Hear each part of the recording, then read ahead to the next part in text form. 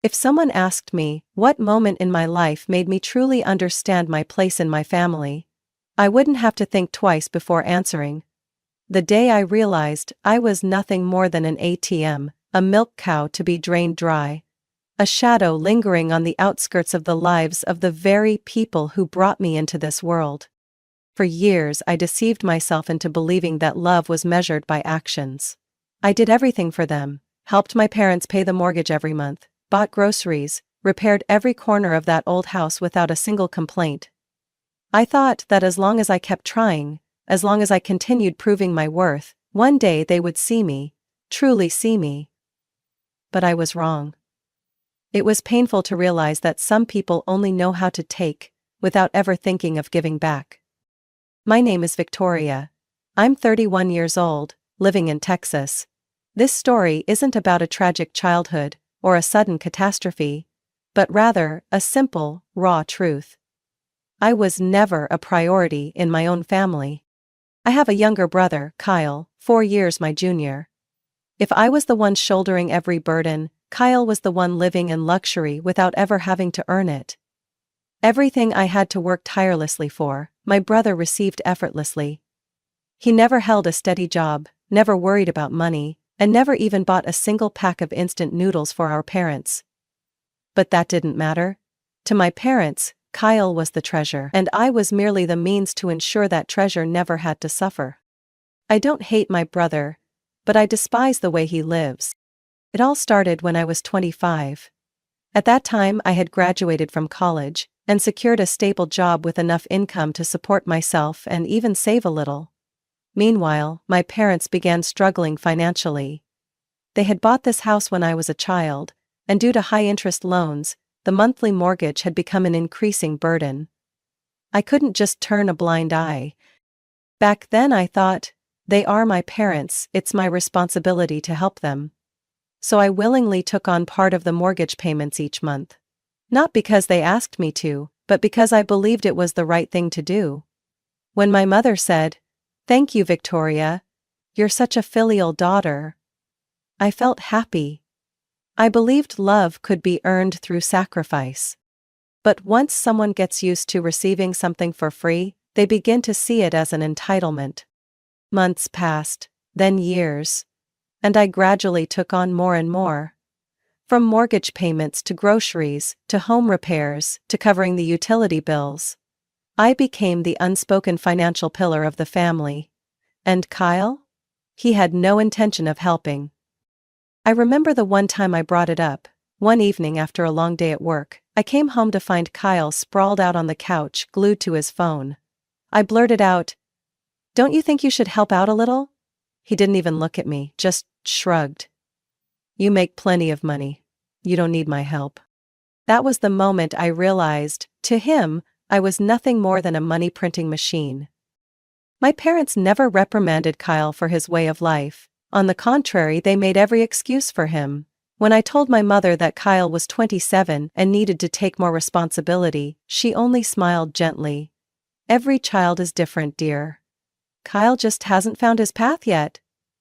Hasn't found his path? Or isn't even looking?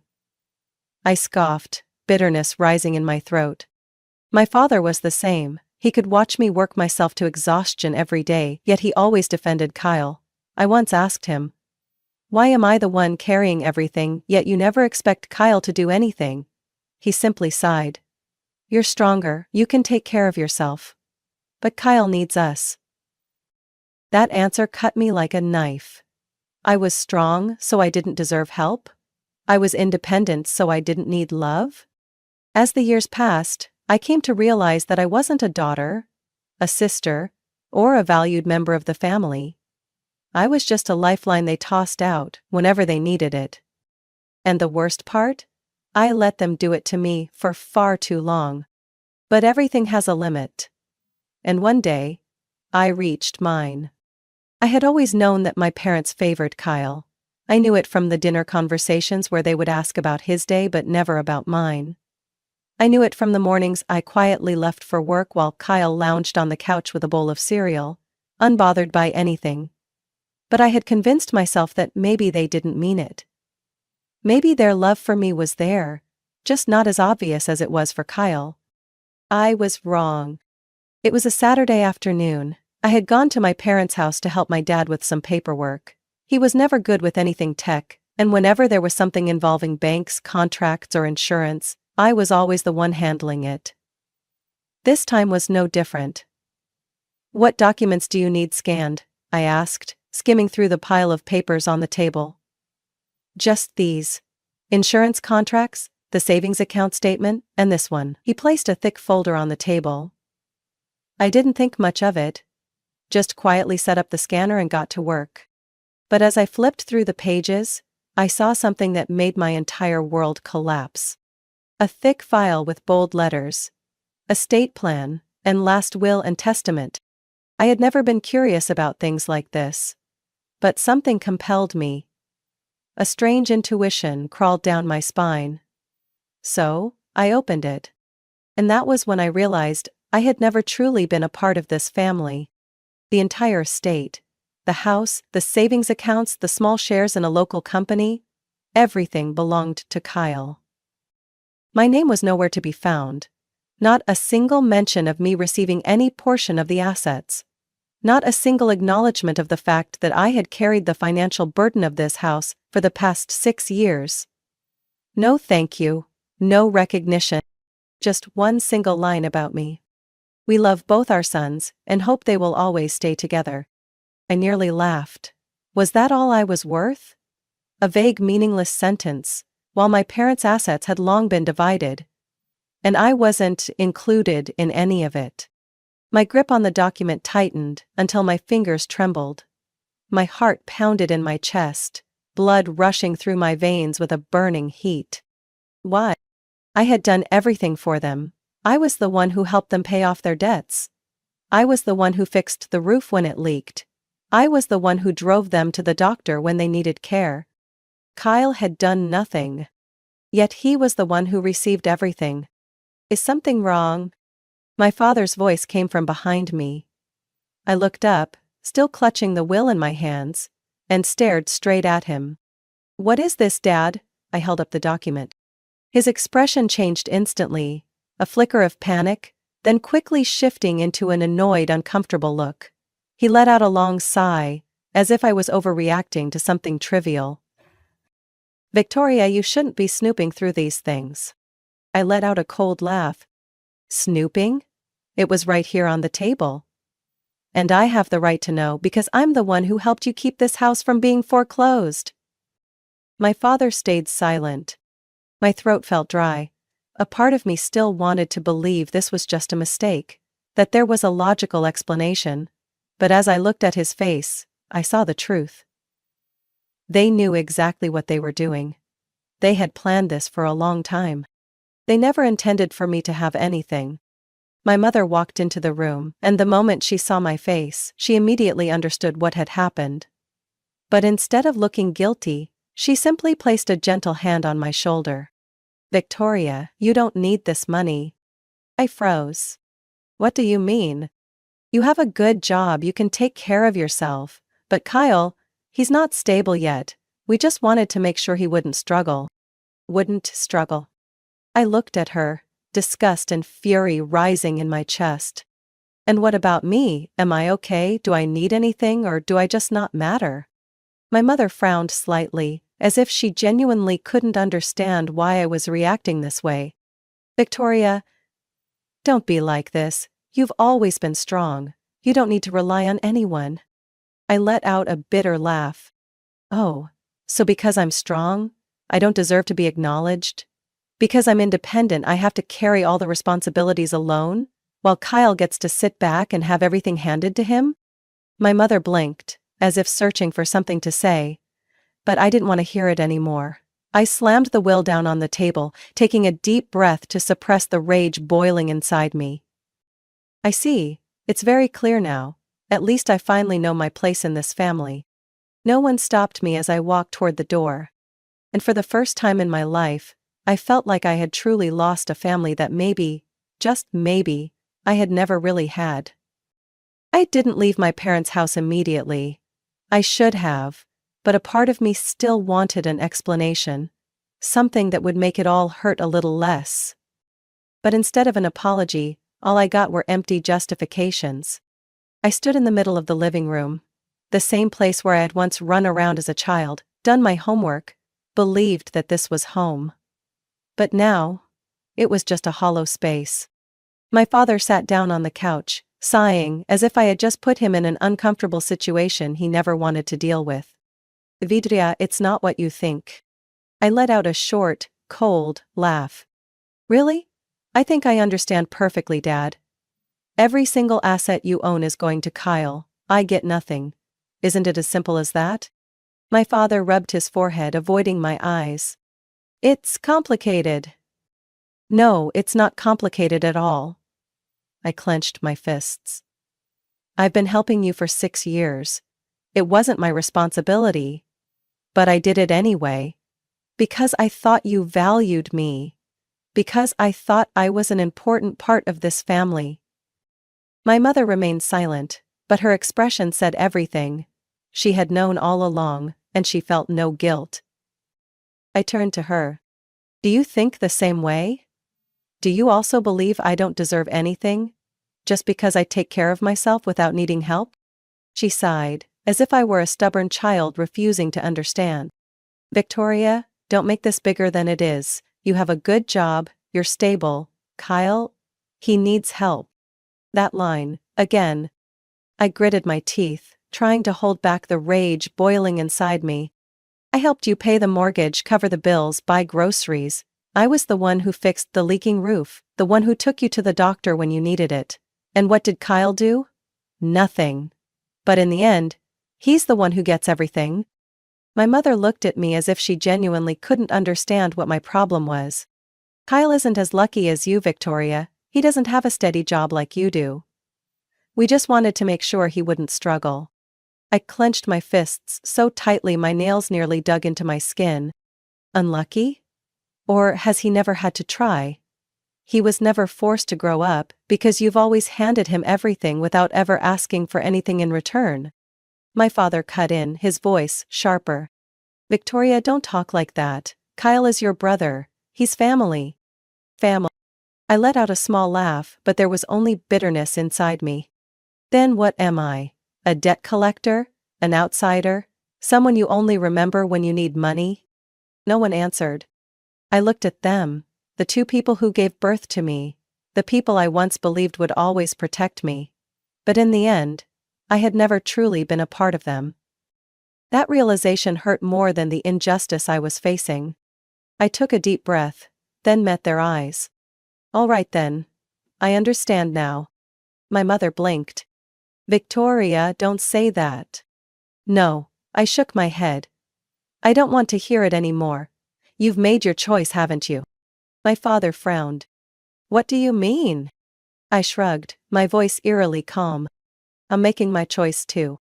I pulled out my phone, opened my banking app, and within 10 seconds I canceled every single automatic payment I had set up for them. Mortgage? Gone. Utility bills? They'd have to figure it out themselves. I looked up and saw my mother's face turn pale. Victoria. No, Mom, don't look at me like that. This isn't me punishing you. This is me giving Kyle a chance to prove he deserves everything you've given him. My father shot up from his seat. What are you doing? You can't just abandon us like this. I let out a bitter, cold laugh. Abandon you? Really? I've helped you for years, never complained, never asked for anything in return, but the moment I stop, you call it abandonment? My mother opened her mouth but couldn't find any words. If Kyle deserves everything, then he should also take on the responsibilities that come with it. I have no reason to keep sacrificing for a family that doesn't see me as a part of it. I turned on my heel and walked toward the door, my heart heavy. But I had never felt more certain in my life. This time, I wasn't coming back. I left my parents' house that day with a strange feeling. Not anger, not sorrow, but relief. For the first time in my life, I was free from the burden of responsibility they had placed on me for years. But that didn't mean they would leave me alone. 2 weeks passed. 2 weeks without a single call, a single message, or any effort from my parents to apologize. no remorse, no regret. And then, just as I expected, the bills came due. It was a Friday afternoon and I had just finished a long shift when my phone buzzed. A message from my father. "Victoria, the property tax is due, can you take care of it?" I sat down, a bitter smile forming on my lips. Did they really think I would come running back the moment they needed money? I replied simply, "No. Ask Kyle. The house belongs to him, remember?" I put my phone down, thinking that was the end of it, but I should have known better. 10 minutes later, my mother called. I stared at the screen, at the name Mom. A name that once brought warmth, but now felt like a weight I had just lifted off my shoulders. I didn't answer. A text followed immediately. "Victoria, don't do this. Family is about helping each other. Do you know how much we've sacrificed for you? Do you really want us to lose the house?" Ah, now they were worried. When I was paying the mortgage, they never thought about family helping each other. When I was breaking my back to keep a roof over their heads, they never mentioned sacrifice. I responded firmly. "I've helped enough. If you're worried, talk to Kyle. He's the one you chose." A minute passed, then 5, then 10. Then another message, this time from Kyle. "Jesus, you're such a drama queen. You're making a big deal out of nothing. It's just a little money, you can afford it. Why blow this up?" I laughed, unbelievable. This time, I wasn't even angry. I just felt disgusted. I replied instantly, "No, Kyle, I can't." "But you can. You're the one inheriting everything, remember? Didn't you say family is about love, not money? Well, now's your chance to prove it." Silence. 10 minutes. 20 minutes. No reply from Kyle. Of course. Then, another text from my mother. "Victoria, how can you talk to your brother like that? Don't you see how selfish you're being? We raised you, we gave you everything, and now, you're turning your back on us?" I felt a wave of anger rise in me, but this time I didn't let it consume me. I took a deep breath and typed, calmly and deliberately, "No, Mom. I'm not turning my back on the family. You and Dad did that when you decided I wasn't worthy of anything. When you wrote that will, you made your choice, and now, I'm making mine. Kyle can handle it." I set my phone down, feeling a quiet sense of relief. But they didn't stop. 2 days later, I received a transfer request notification from my mother through my banking app. The amount? $3,200. No message, no explanation, just a blatant demand. I almost laughed. They weren't even trying to hide the fact that they saw me as nothing more than a cash machine anymore. I declined immediately. Not even 5 minutes later, my phone rang. "Mom." I didn't answer. A message followed. "Victoria, you know you can't do this. If you don't help, we'll lose the house. Is that what you want?" I waited a few minutes before replying. "It's not my fault. You chose to put everything on Kyle. Let him take care of it." Silence. An hour passed. Then, the final message came. From my father. "Are you really going to let us lose everything? Don't you feel guilty at all?" I sat there, staring at the screen. I felt a deep sadness, but not because I was doing something wrong. I was sad because my parents truly believed it was my duty to fix all their mistakes. I took a deep breath and typed my final response. "No, because I never had anything to lose." I hit send. I was finally free. I thought that was the end of it. That after the ignored messages, the denied money requests, my parents would finally realize I was no longer someone they could exploit. I was wrong.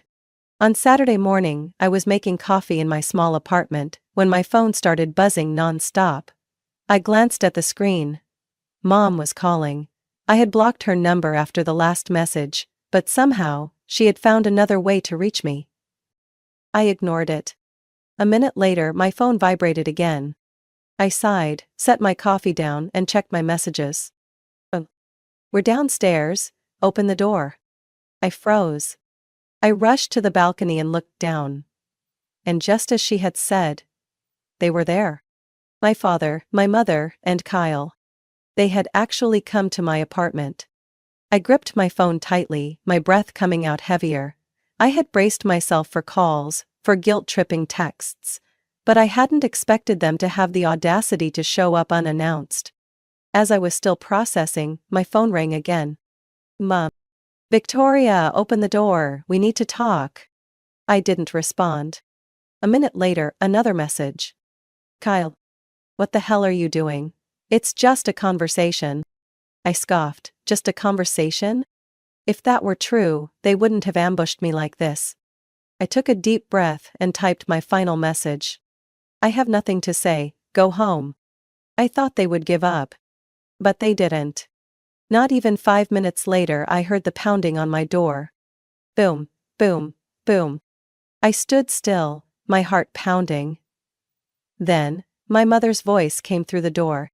"Victoria, I know you're in there. Don't act like this, open the door." They really had no shame. I clenched my fists. No, I won't let them manipulate me, ever again. But the pounding on the door only grew louder. "Victoria, are you really going to do this?" My father's voice was calm but heavy with pressure. Kyle chimed in, his voice clear and frustrated. "Jesus, you're making such a big deal out of this. Just help them a little and everything will be fine, come on." I let out a dry, mocking laugh. I walked toward the door, unlocking it slowly before yanking it open. The three of them stood there, eyes wide, as if they hadn't expected me to actually face them. "Finally, you opened the door." My mother reached out to grab my hand, but I stepped back immediately. "Don't touch me," I said coldly. My father sighed, as if he was exhausted from my so-called stubbornness. "Victoria, there's no need to make this so difficult. You just need to help a little and everything will go back to the way it was." I narrowed my eyes, crossing my arms. "Go back to the way it was? What exactly do you mean? Do you mean I'll keep paying the mortgage, buying groceries, covering the bills, while Kyle sits around doing nothing and reaps all the benefits? No thanks." My father pressed his lips together, but didn't argue. My mother grabbed my hand again, her expression dramatic, as if I had just stabbed her in the heart. "Victoria, you're my daughter. Families shouldn't treat each other this way. Don't you see how cruel you're being?" I pulled my hand away. "No, Mom, I'm not being cruel. I'm just doing what I should have done a long time ago. Setting boundaries." I turned to Kyle, who had been standing silently the entire time. "Do you have anything to say, Kyle? You're the one getting everything. Now's your time to step up." Kyle looked away, avoiding my gaze. "You know I don't have any money." I let out a sharp, mocking laugh. "Oh, so you're perfectly fine with Mom and Dad handing you everything, but when it's time to take responsibility, suddenly you're incapable? You're nothing but a leech."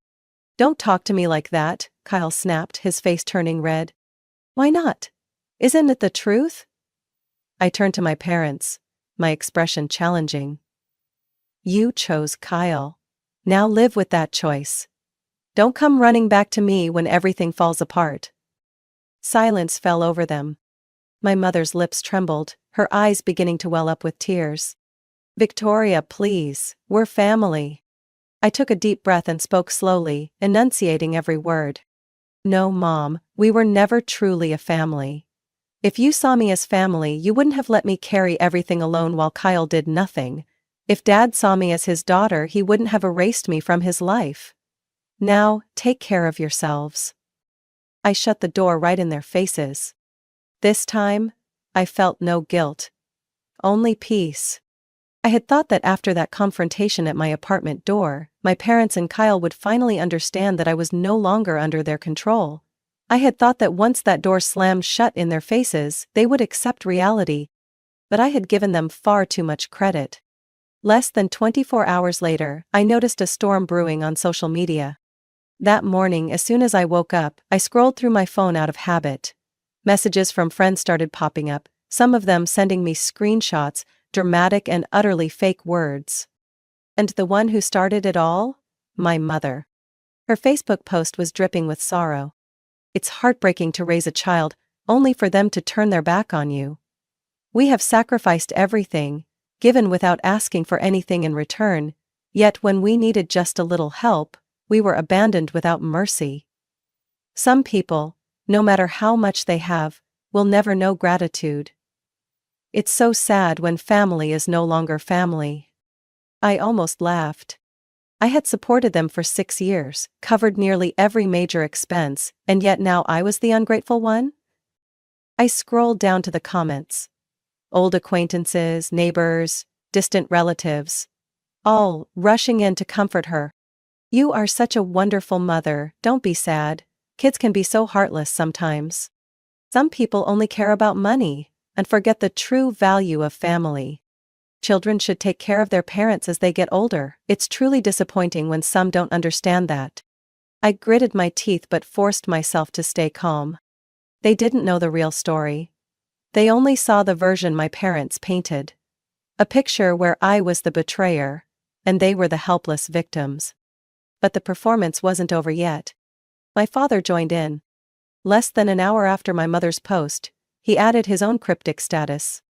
"Family is everything.